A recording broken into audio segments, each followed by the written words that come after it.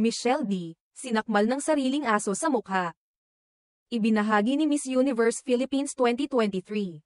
At kapuso actress na si Michelle D ang isang hindi inaasahang pangyayari na tumambad sa kanyang mukha nitong nakaraang linggo, nakagat siya ng sariling alagang aso. Ayon sa post ng beauty queen actress sa kanyang Instagram stories, nangyari ang insidente sa isang ordinaryong araw ng Martes, ngunit nauwi ito sa isang plot twist na hindi niya inasahan. Sa kanyang caption, makikita ang maikling pero nakakatuwang pahayag, may unexpected Tuesday plot twist. Sa mukha ko pa talaga. Bagaman nakakagulat ang ganitong pangyayari lalo na sa isang beauty queen at artista, agad namang nilinaw ni Michelle na hindi naman malubha ang sugat na kanyang tinamo. Hindi ito kalakihan at hindi rin aniya dapat ipag-alala ng kanyang mga fans. Gayunpaman, hindi pinalampas ni Michelle ang sitwasyon at agad itong ginawa ng aksyon.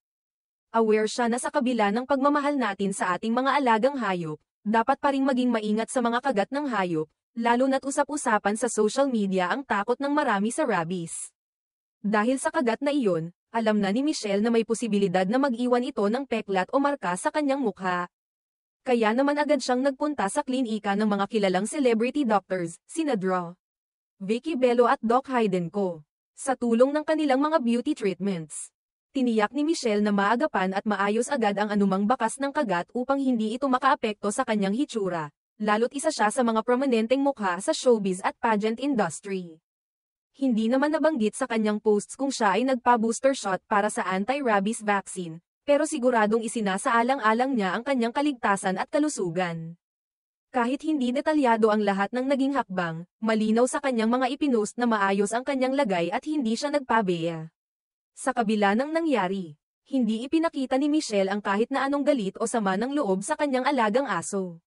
Sa katunayan, ipinahayag pa rin niya ang kanyang pagmamahal at malasakit dito.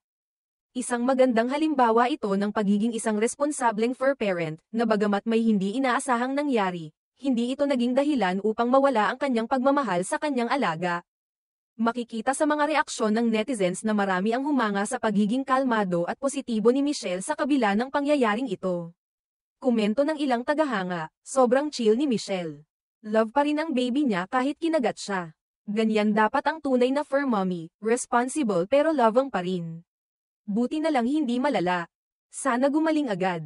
Pinatunayan muli ni Michelle D na kahit sa mga hindi inaasahang sitwasyon, nananatili siyang composed, responsable, at puno ng pagmamahal, hindi lang bilang beauty queen, kundi bilang isang ordinaryong tao na may malambot na puso para sa kanyang alaga.